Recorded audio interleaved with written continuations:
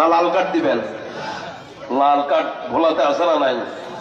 মাঝে মধ্যে দেখি, আমি কিন্তু ভোলাতে আজকে নতুন আসি না, আজকে 5-7 বছর আমি ভোলাতে আসতেছি, কিন্তু মাঝে মধ্যে দেখি ভোলার মানুষগুলি অনেক ভালো, অনেক ভদ্র, অনেক আলেম প্রিয়, কিন্তু মাঝে মধ্যে দেখতেছি জান্নাতি বাগানের ভিতরে ঢুকলে মাঝে মধ্যে চলে যায়। তার মানে হলো লাল কার্ড দেয়। আপনারা কি চিন্তা করছেন লাল কার্ড সব ফুটবল মাঠে আছে নাকি? লাল কার্ড তাফসীরের মাঠেও আছে, আছে না নাই? ফুটবল মাঠের ভিতরে কেউ যদি ফাউল করে তারা লাল কার্ড দেয়, করে কথা বলে। আর তাফসীর মাহফিলে জোতা নিয়ে চলে যাওয়া মানে তাফসীর মাহফিলের ভিতরে ফাউল করলো, আর ফাউল যে করে উপকৃত পক্ষে লাল কার্ড দেয়। আর আমার আল্লাহর ভাষা, যে আল্লাহর বাগান থেকে, আল্লাহর জান্নাতি মজলিস থেকে, আল্লাহর মজলিস থেকে, এই মজলিস দুনিয়ার কারণ হয়, এটা স্বয়ং আল্লাহর মজলিস। ওরে কথা করে কার মজলিস? এই মজলিস থেকে যে চলে যায়, আমার আল্লাহর ভাষায় ও আর মুমিন থাকতে পারে না, ও হয়ে যায় মুনাফিক। এই ঘোষণা কি আমি করলাম না আল্লাহ? ওরে কথা কয় কে? তাহলে আপনি আসলেন পুরস্কার 3টা পাওয়ার জন্য, কিন্তু আসার পরে মাঝখান থেকে হঠাৎ করে চলে যাওয়া, এটা তো লক্ষণ খারাপ। চলে যাবেন না থাকবেন? লাল কার্ড না সবুজ কার্ড? ওরে কথা কয় না, লাল কার্ড না সবুজ কার্ড? সবুজ কার্ড দিবেন তো ইনশাল্লাহ? দিবেন তো? শেষ ভালো যার, সব ভালো তার। তাফসীর মাহফিলে দোয়া কবুল হয়। আপনার মা নাই, বাবা নাই, সন্তান নাই, চাকরি নাই, বাকরি নাই, বউ নাই, কি নাই আপনার, দেখে কে? ওরে কথা কয় না, কে দেখে? 100% দোয়া কবুল হবে ইনশাআল্লাহ। কিন্তু আপনি চলে গেলে তো আর দোয়া করবে কে আর চাইবে কে? জোরে কোন ঠিক কিনা? আল্লাহ তৌফিক দেখ, বলি আমিন। সম্মানিত ভাইরা, আলোচনা শুরু করি। করবো তো? আপনাদের কাছ থেকে অনুমতি নিয়েই শুরু করতে চাই, ঠিক আছে না আমার ভাইয়া? সূরাতুন নিসা আমি আপনাদের সামনে 137 নম্বর আয়াত তেলাওয়াত করেছি। দেখি আল্লাহ তাআলা আমাদের জন্য কি কি মেসেজ, কি কি গুরুত্বপূর্ণ প্রয়োজনীয় আমাদের জন্য ডিরেকশন আল্লাহ তাআলার পক্ষ থেকে আমাদেরকে দিলেন, কি কি প্রজ্ঞাপন আমাদের জন্য আল্লাহ তাআলা দিলেন। দেখি আল্লাহ তাআলা কি দিলেন। তার আগে আমরা কিছু সওয়াব নিতে চাই। তাফসীরের একটা সিস্টেম হলো সর্বপ্রথম তেলাওয়াত করা। কি করা? তেলাওয়াত করা, যাতে করে আমাদের প্রত্যেকের আমলনামার ভিতরে 10 নেকি করে প্রত্যেকটা হরফের বিনিময়ে আল্লাহ দিয়ে দেন। পারবেন সবাই আমার সাথে? কথা কেন পারবেন? সবাই পড়েন আউযু বিল্লাহি মিনাশ বিসমিল্লাহির রহমানির রহিম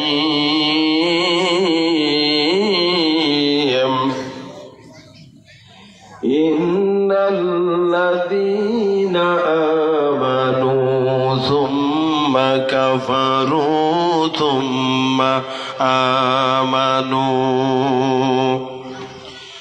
সুম্মা আমানু সুম্মা কাফারু সুম্মা ইজদাদুল কুফরা লাম ইয়াকুনিল্লাহু লিয়াগফিরা লাহুম ওয়ালা লিয়াহদিয়াহুম সাবিলা। সাদাকাল্লাহুল আযীম। আল্লাহ রাব্বুল আলামিন তিনি বলছেন, নিশ্চয়ই যারা ঈমান এনেছে, ঈমান আনার গ্রহণ করার পর কুফরি করেছে, শুনতেছেন? এরপরে কুফরি করার পর আবারও ঈমান আনছে, এরপরে আবারও কুফরি করছে, সুম্মা ইজদাদুল কুফরা। এইবার কুফরি করার পর এই কুফরি এমন বাড়ছে সে ঈমান ভুলে গেছে। এরকম পাবলিক আমাদের সমাজে নাই? ওরে কথা কোন আছে না নাই? আগে নামাজ পড়তো, এখন আর নামাজ পড়ে না, এরকম আছে না নাই? আগে আল্লাহ বিশ্বাস আছিল, এখন আর আল্লাহরে বিশ্বাস করে না, পরকালকে বিশ্বাস করে না, এরকম পাবলিক আছে না নাই?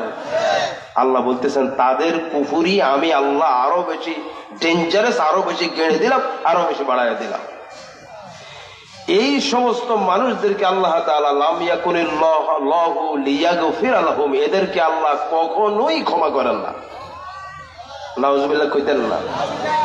ওয়ালা লিয়াহদিহুম সাবিলা, এবং তাদেরকে কখনো আল্লাহ পথ আপনার কি হেদায়েত প্রাপ্ত করেন না। সুবহানাল্লাহ কইতেন না? আল্লাহর প্রজ্ঞাপনটা কত মারাত্মক দেখেন। যে ব্যক্তি ঈমান গ্রহণ করার পর কুফরি করবে, কুফরি করার পর আবার ঈমান আনবে, আবার ঈমান গ্রহণ করার পর আবারে কুফরি করবে, এই দোটানা অবস্থা, একবার প্লাস একবার মাইনাস, একবার প্লাস একবার মাইনাস। বুঝেন না কথা? এই কাজ যারা করে আল্লাহর সাথে, আল্লাহকে এদেরকে আমি জীবনেও ক্ষমা করি না, এদের জীবনেও আমি তাদেরকে মাফ করবো না। কত মারাত্মক জিনিস আমার ভাইয়েরা। হেদায়েত শব্দটি হচ্ছে দেখেন তাফসীর ইবনে কাসিরের ভিতরে এসেছে, হেদায়েতের অর্থ দুইটা। কয়টা?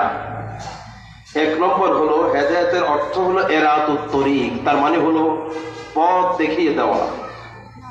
কান না লাগলে কিন্তু কিছুই বুঝবেন না।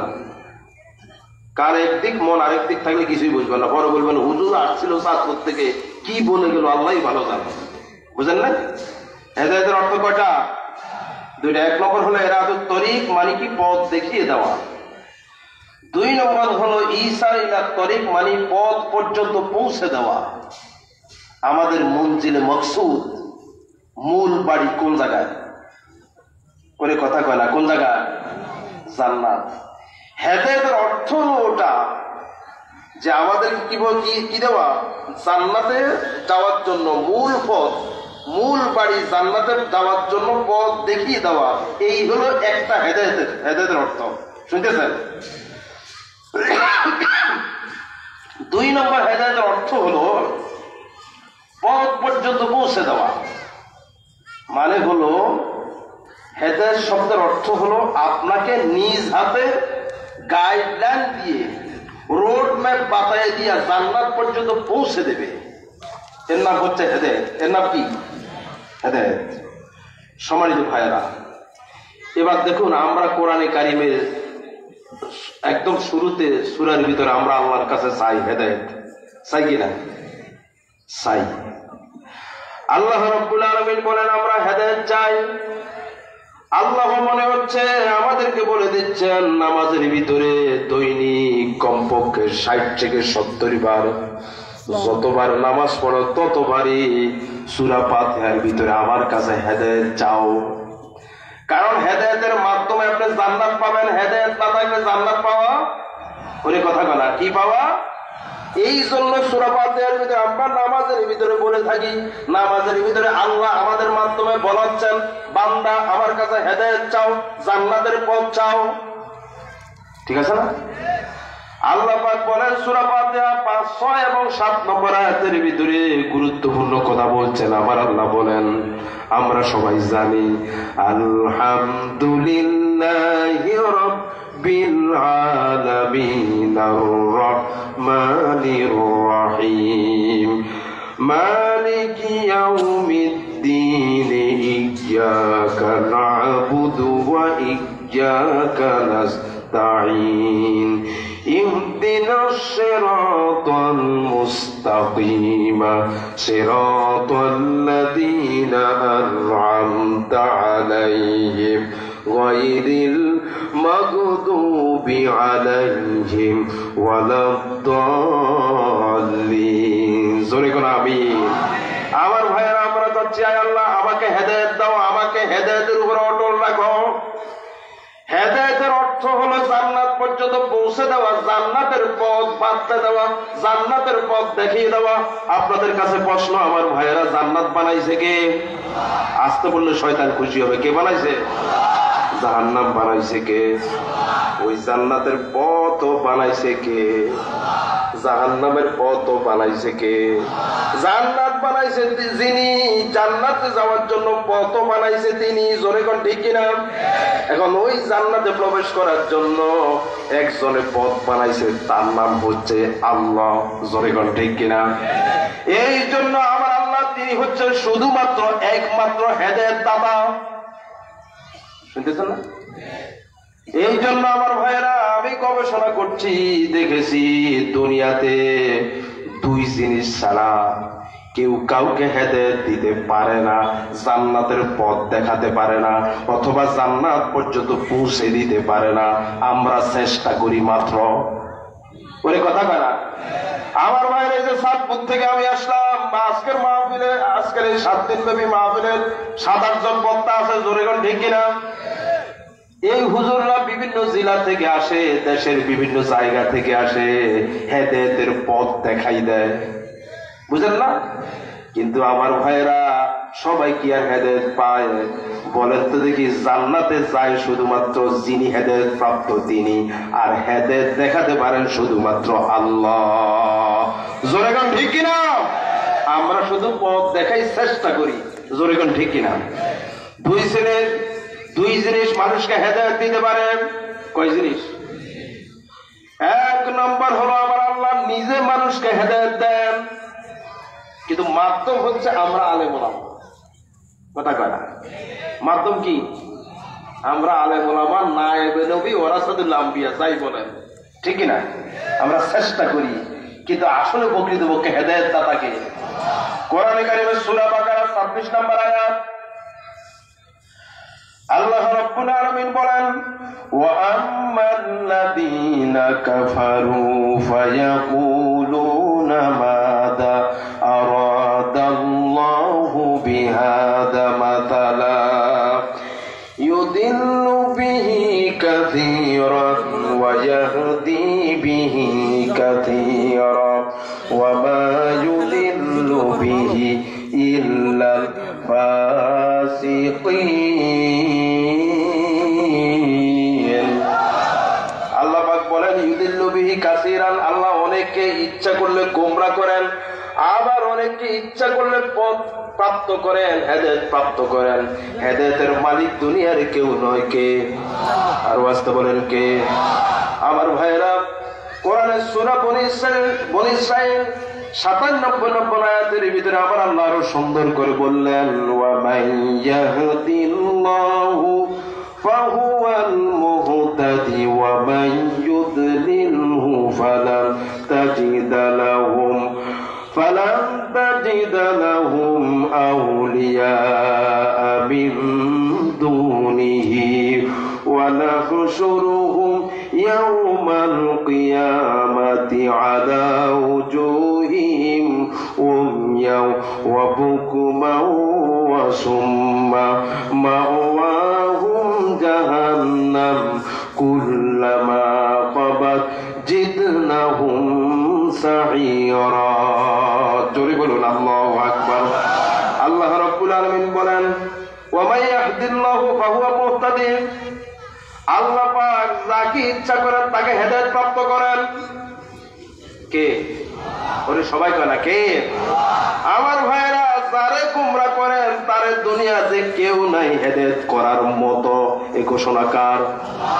আমার ভাইরা, হুজুররা যতই চেষ্টা করে, আমরা যতই চেষ্টা করি, আল্লাহ যাকে হেদায়েত দিবেন না, সারা দুনিয়ার সব মানুষ এলেও তারে হেদায়েত দেওয়ার মতো কেউ নাই। জোরে কোন ঠিক কিনা?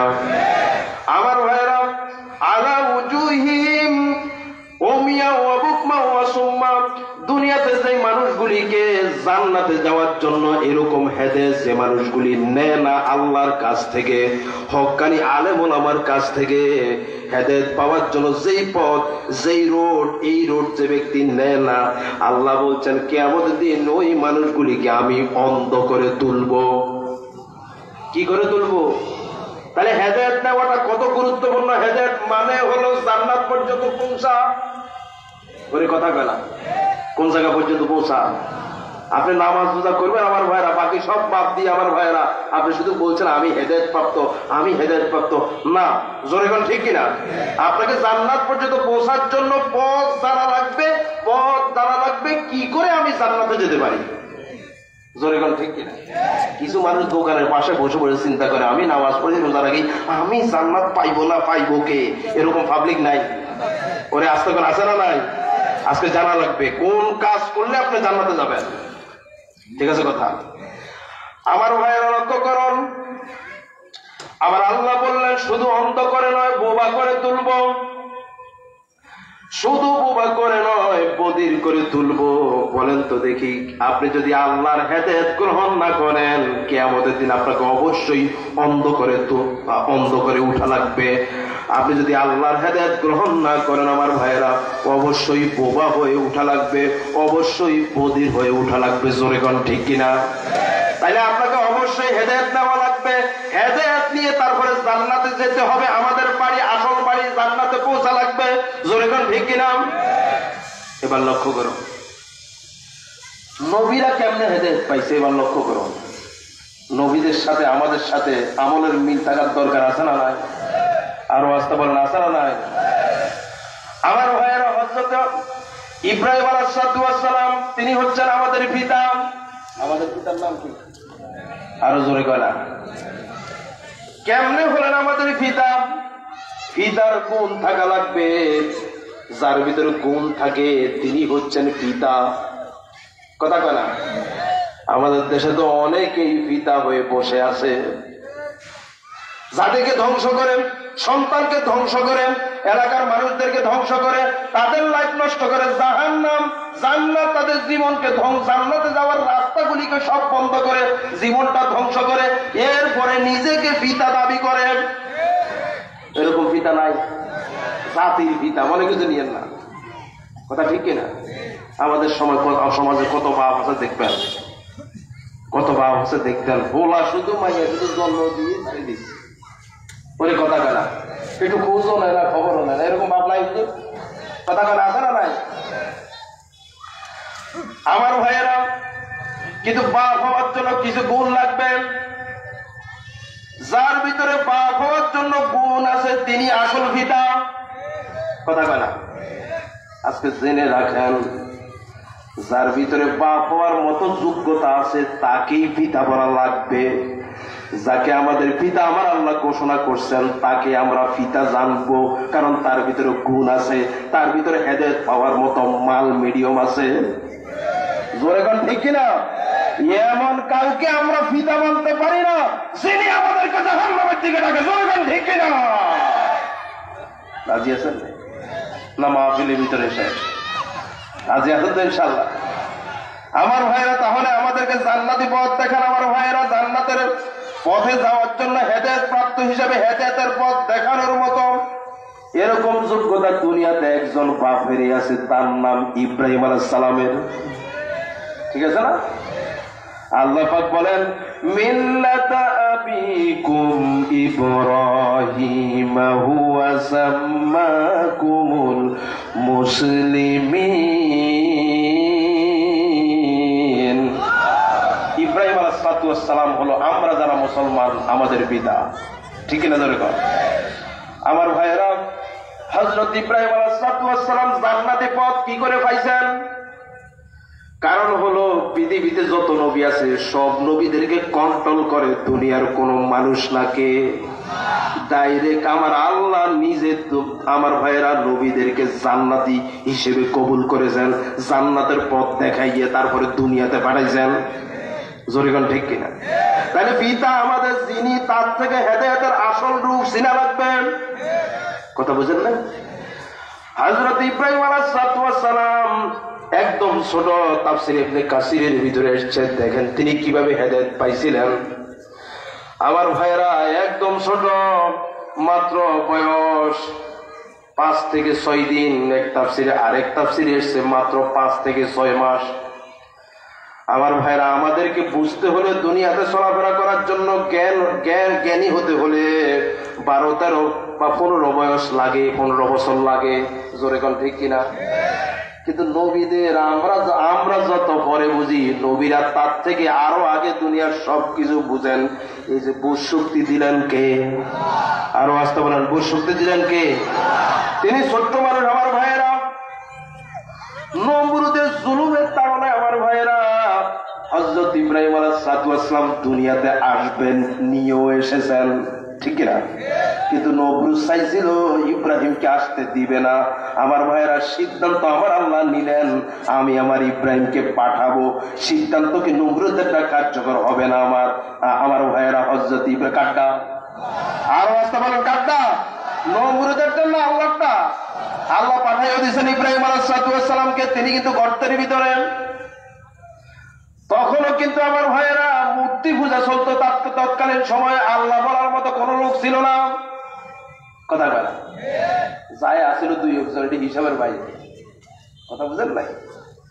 গর্তের ভিতরে তখন তো কেউ ছিল না, ওই জায়গার ভিতরে আমার ভাইয়েরা হঠাৎ করে নবী তো উনি মনে মনে ভাবলেন, আমি তো দেখতেছি চোখ দিয়ে যেদিকে তাকাচ্ছি উপরে মাটি, সাইডে মাটি, নিচে মাটি, সব জায়গায় মাটি।